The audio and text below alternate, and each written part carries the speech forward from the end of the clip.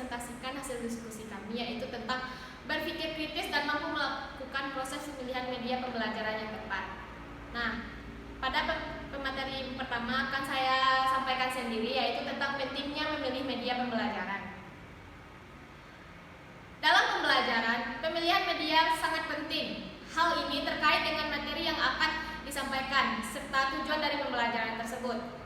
Pemilihan media didasarkan pada hasil analisis yang tajam terhadap berbagai faktor seperti tujuan, peserta didik, metode pembelajaran, dan kemampuan teknologi yang tersedia. Tujuan dari pemilihan media adalah agar media yang digunakan tepat sasaran yang sesuai dengan keperluan, sehingga memungkinkan terjadinya interaksi yang baik antara peserta didik dengan media yang digunakan. Banyaknya ragam media yang tersedia mengharuskan para guru perlu memilih media yang digunakan.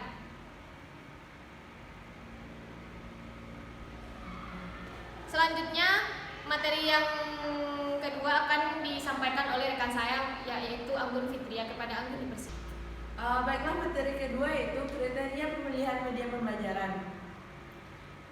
Yang pertama, jelas dan rapi. Media yang baik harus jelas dan rapi dalam penyajiannya. Yang kedua, sesuai dengan tujuan pembelajaran. Media yang baik adalah media yang sesuai tujuan instruksional yang telah ditetapkan, yang secara umum mengacu pada salah satu atau gabungan dari 2 atau 3 ranah kognitif, afektif, dan psikomotor. Yang ketiga, relevan dengan topik yang diajarkan. Media harus sesuai dengan karakteristik ini, isi berupa fakta, konsep, prinsip, prosedura, atau generalisasi. Yaitu bersih dan menarik. Bersih di sini berarti tidak mengganggu yang tak perlu pada teks, gambar, suara, dan video. Yang selanjutnya, praktis, luas, dan tahan. Kriteria ini menuntun para guru atau instruktur untuk memilih media yang ada. Yang selanjutnya, sesuai dengan tujuan pembelajaran. Yang ketiga yang kita bahas yaitu tentang prinsip pemilihan media.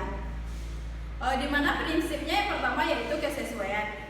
Kesesuaian di sini yaitu media yang dipilih harus sesuai dengan tujuan pembelajaran, karakteristik peserta didik, dan materi yang akan dipelajari serta metode atau pengalaman belajar yang diberikan kepada peserta didik. Yang kedua yaitu kemudahan akses, di mana media tersebut mudah diakses dan dimanfaatkan oleh peserta didik. Apakah perangkat pendukungnya juga tersedia, misalnya menggunakan media internet. Yang ketiga yaitu kejelasan sajian. Contohnya yaitu beberapa buku teks yang dipakai di sekolah-sekolah menggunakan kalimat-kalimat yang panjang dan istilah-istilah yang kurang dimengerti oleh peserta didik. Dan hal ini menyulitkan peserta didik dalam mempelajari dan memahami materi yang akan disajikan. Dan selanjutnya yaitu keterjangkauan, di mana keterjangkauan di sini yaitu keluasan pengajaran dapat berkaitan dengan biaya besar atau kecilnya untuk mendapatkan media adalah salah satu faktor yang perlu dipertimbangkan. Selanjutnya yaitu ketersediaan. Ketersediaan suatu media perlu dipertimbangkan dalam memilih media pada saat kita hendak mengajar, dan dalam rancangan telah disebutkan macam atau jenis media yang akan dipakai.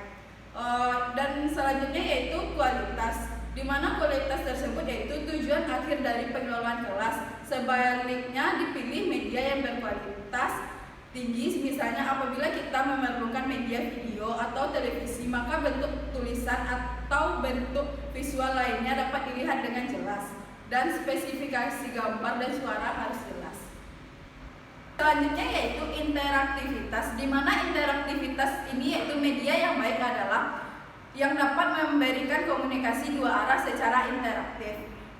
Selanjutnya yaitu berorientasi siswa. Pemilihan media pembelajaran harus berorientasi pada siswa, artinya perlu dipertimbangkan keuntungan dan kemudahan yang akan diperoleh oleh siswa dengan media tersebut.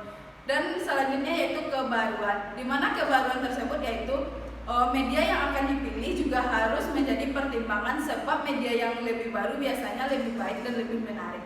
Materi selanjutnya yaitu prosedur pemilihan media. Pada prosedur pemilihan media ini yang pertama yaitu mengidentifikasi karakteristik peserta didik, di mana karakteristik peserta didik khusus seperti pengetahuan, keterampilan, sikap awal yang dimiliki peserta didik. Yang selanjutnya pembelajaran. Tujuan pembelajaran juga menjadi faktor pertimbangan dalam pemilihan media karena jenis kompetensi yang dicapai sangat tinggi dengan jenis media yang digunakan. Yang selanjutnya yaitu mengkaji karakteristik bahan ajar. Karakteristik bahan ajar menentukan pemilihan media dalam pembelajaran. Yang selanjutnya menetapkan pilihan media, di mana media yang ada tidak sesuai dengan kriteria yang diinginkan guru. Dalam hal ini, yang perlu dikaji bagian-bagian mana dari media yang ada itu bisa dimanfaatkan. Yang selanjutnya mereview, apakah sudah tepat atau masih terdapat kelemahan atau masih ada alternatif jenis media lain yang lebih tepat.